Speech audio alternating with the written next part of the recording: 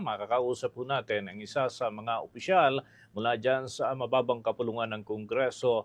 At i-welcome natin sa pagkakataong ito, Manila 3rd District Representative, Representative Joel Chua. Welcome to the program. This is Bombo Dennis Hamito. And together with me, si Bombo Jaira Hangayo. Magandang umaga po sa inyo, Representative Chua.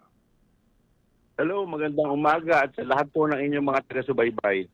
Opo, unang-una, nais po naming makuha ang inyong pagtingin dito sa, kumbaga, overall assessment. Ano, sapagkat medyo tumagal yung mga proseso doon sa pre-trial at lalo na yung marking of evidence at iba pang mga proseso, Representative Chua.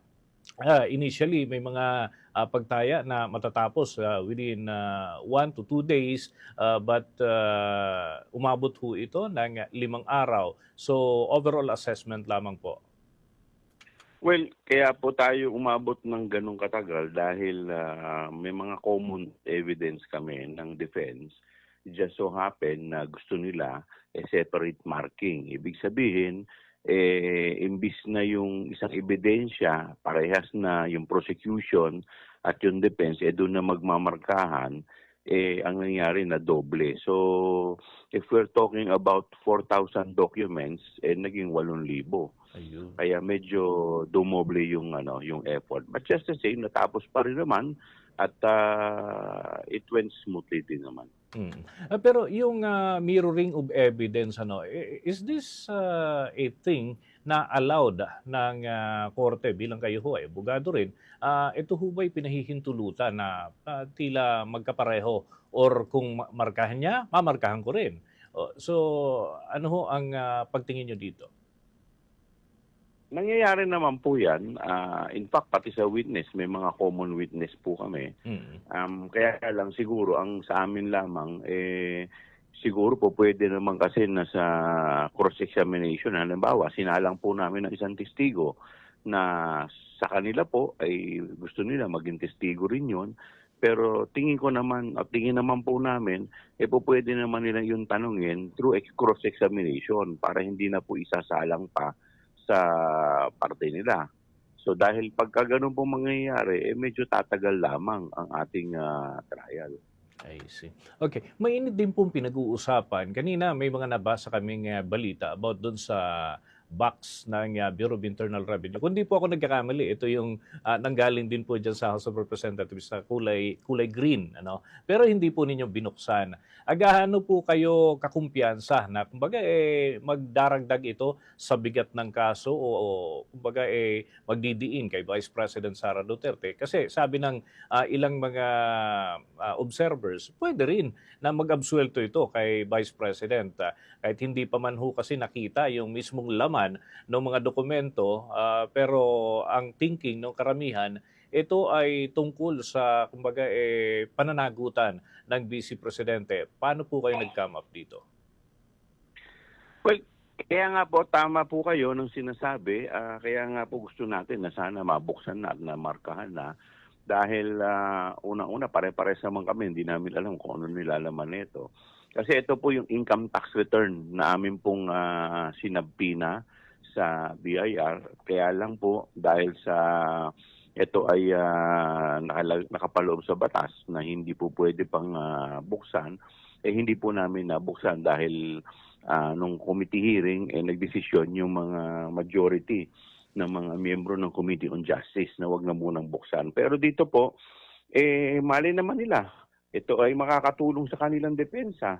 So, ano ba naman ang masama doon kung ito ay buksan namin at malaman kung ano ang laman nito. Kung wala naman talagang tinatago, buksan natin to. Okay. Pero ano ho ang pagtingin po ninyo doon sa naging handling ng clerk of court dyan sa impeachment court? Dahil mukhang hindi rin naman ho ito napagpasyahan kung mamarkahan bilang ebidensya. Though, naka-reserva, ika nga, no? So, kontento ho ba kayo na ito'y naka-reserbang ebidensya lamang at hindi kabilang doon sa list of evidence na talagang ipipresenta kung sakasakali, Representative Chua? In fairness to the clerk of court, wala naman po siya kasing authority to decide on that. So yun namang desisyon na yan ay sa impeachment court, sa mga senator judges. Kaya nga po ito ay nananatiling motion until now, until such time na madesisyonan ng mga senator judges sa impeachment court. So sana, kung hindi man sa July 6, kung kailan ang simula, sana po ma-resolve na yung mga motion na aming inihain. Okay, by this time, may katanungan din ang akin pong katandem, si Bombo Jaira. Bombo Jaira, with your questions? Representative, paano po kayo nag-come up sa desisyon na ipatawag itong kontrobersyal na pangalan na matagal na ngang nilook forward ng ating mga listeners and viewers, itong Mary Grace Piatos, knowing na may mga pagdududa na umiiral o nag-exist ba talaga itong tao nito, Representative? Well, simple lang naman yan dahil sinasabi nila ito daw ay ginamit lamang bilang alias.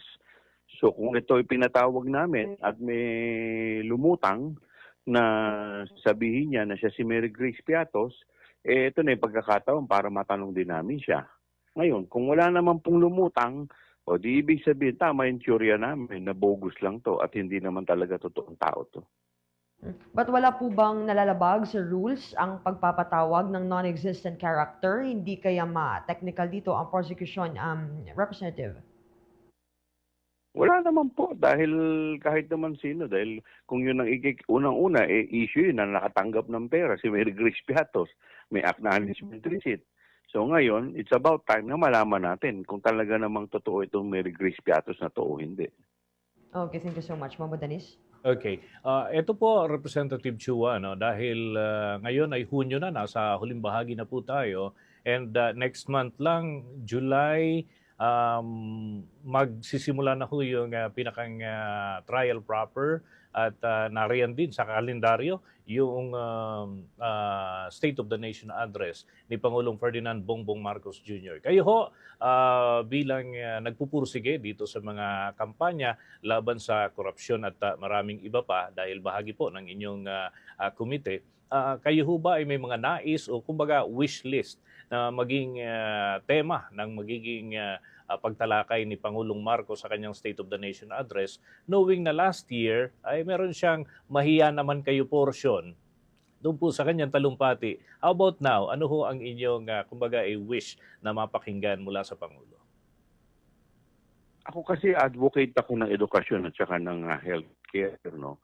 So, siyempre ito yung dalawang sektor na nais ko talaga na ma-improve dito sa ating bansa. Kaya nga po, ito yung mga programa ng ating Pangulo na gusto kong itong susunod na 2 taon ng kanyang panunungkulan, siyempre gusto rin natin marinig kung ano yung mga naging accomplishment niya pagdating sa sektor ng edukasyon, sa sektor ng healthcare, at kung ano pa yung mga kanyang binabalak o pinaplano sa susunod na mga taon. Okay, with that, maraming salamat po Representative Chua sa mga butil ng impormasyon ay bahagi po ninyo sa umagang ito sa ating mga tagapanood at tagapakinig. Maraming salamat.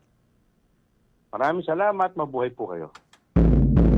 Mga kabombo at mga ka-Star Nation, nakausap po natin kinatawan mula sa 2nd distrito ng lungsod ng Maynila, si Representative Joel Chua.